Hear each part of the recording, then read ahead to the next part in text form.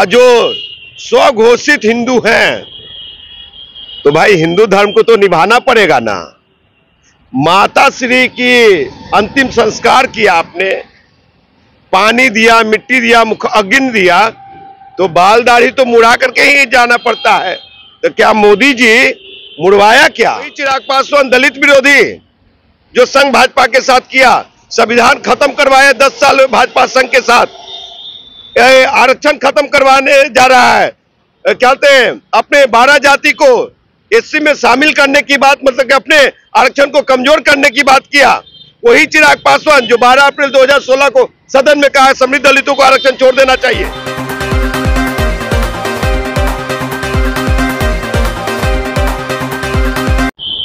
जन विश्वास महारैली के चुनावी मंच से लालू यादव ने यह कह दिए कि मोदी हिंदू नहीं है, और उसके बाद उन्होंने कहा कि मोदी का परिवार क्यों नहीं है। उसके बाद से जो है कि सोशल मीडिया पे ट्रेंड करने लगा, मैं भी मोदी का परिवार, मैं भी मोदी का परिवार।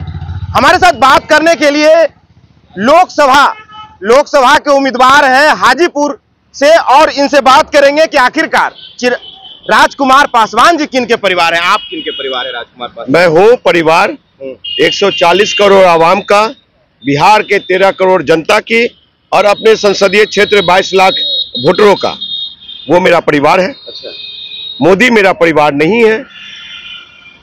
कौन सी परिवार की बात कर रहे हैं आप? 140 करोड़ में आप नहीं आते। 140 करोड़ मतलब कि मोदी से शुरू होता है, मोदी से ही खत्म होता है क्या?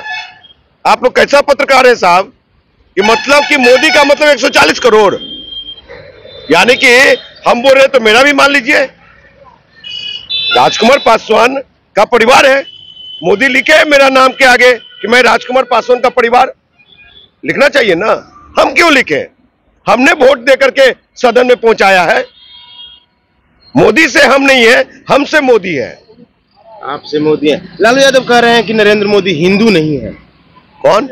लालू यादव कह रहे हैं कि नरेंद्र मोदी हिंदू नहीं है। क्यों? देखिए, सनातन धर्म को मानने वाले लोग, भगवान श्री राम के मानने वाले लोग, और जो स्वघोषित हिंदू हैं, तो भाई हिंदू धर्म को तो निभाना पड़ेगा ना।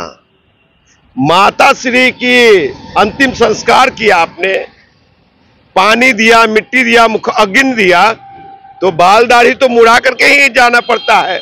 तो क्या मोदी जी मुड़वाया क्या? इसलिए वो नहीं, ये जो पूजन है, जो व्यवस्था है, अभी गया में शायद पिंडदान भी नहीं किए हैं, तो हिंदू कैसा? ये सच्चाई है। यानी कि आप ही मानते हैं कि मोदी हिंदू नहीं है? बिल्कुल नहीं है। और हिंदू होते तो सारे चीज, वो प्रधानमंत्री हो तो अपना दाढ़ी बाल बचा लिए कि मैं प्रधानमंत्री, अपनी माता श्री से भी ऊपर बता रहे वो। तो ये चीजें समझने की जरूरत है। ये सब एक तरफ फिल्मी दुनिया में जानते हैं कैसे फिल्मी दुनिया वाला ये एक्टर लोग एक्टिंग करता है, वही प्रधानमंत्री है। प्रधानमंत्री जी कहते हैं देखो ऊपर देखो, नीचे देखो, दाएं देखो, बाएं देखो, और अंबानी अडानी जो है माल चावड़ा है। और इधर अमित शाह, जो कोई बोलता है ना, सवाल मेरे जैसा लोग उठाते, तो अमित शाह भेज देता अपना ईडी, सीबीआई, पीडी और टीडी। अब हाजीपुर से जो है कि चिराग पासवान जी लड़ेंगे, क्योंकि ऐसा कहा जा रहा है, ऐसा खबर चल रहा है कि चिराग पासवान राजद के खेमे में आ रहे हैं। कैसे कैसे का नाम ले रहे हैं?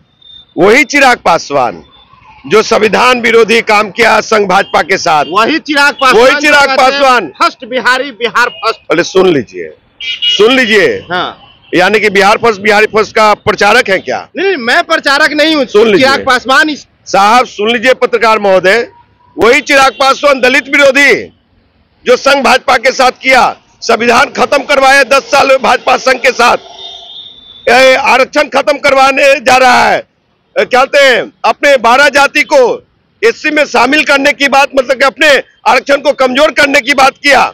वही चिराग पासवान जो 12 अप्रैल 2016 को सदन में कहा समृद्ध दलितों को आरक्षण छोड़ देना चाहिए, उस दलित विरोधी का नाम ले रहे नेता का। साहब, ये पैसे वाला ब्रांडेड नेता है, समझे, जमीनी नेता नहीं है, ये हकीकत बता रहा हूं मैं। और वो चिराग पासवान को आप कह रहे हैं कि इंडिया गठबंधन है गोद लेने के लिए तैयार है। साहब अगर गोद लेते हैं तो आपको बता दूं कि सबसे पहला विरोध करने वाला मैं रहूंगा। काहे विरोध कीजिएगा? फिर तो वो बहुजन ये के साथ तो आ ही रहे हैं। फिर कैसे बहुजन के साथ, यानी कि वही हाल हो गया। भाजपा भारतीय जनता पार्टी भ्रष्ट बेईमान करप्ट आदमी को, लुटेरा को, रेपिस्ट को, बलात्कारी को और ना जाने क्या क्या उस पे गंगोत्री का जल छिड़कर जैसे गले लगा ले रहा। आप भी कोई जल रखे हुए हैं क्या? आप भी कोई जल रखे हुए हैं कि जो समाज हित में नफरत फैलाए, पैदा करे, जो जमात हित में बात न करे, सिर्फ अपना चेहरा चमकाए। अब पैसे के भीड़ वाला नेता को आप गले लगा, जमीनी नेता को नहीं।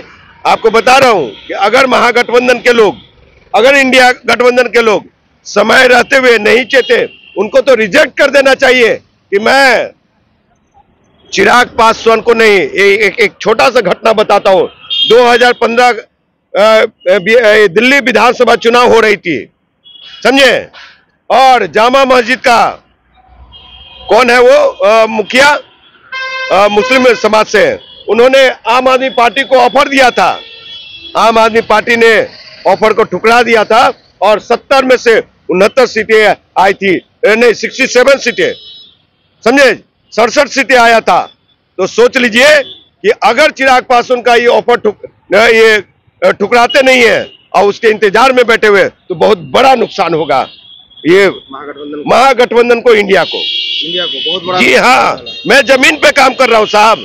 पिछले बार तीसरा साल आया हूं ना, इस बार भी मिराकल हुआ, चाचा भतीजे का खेल हुआ। अच्छा, आपने तो सुनिए, सांसद मैं हूं।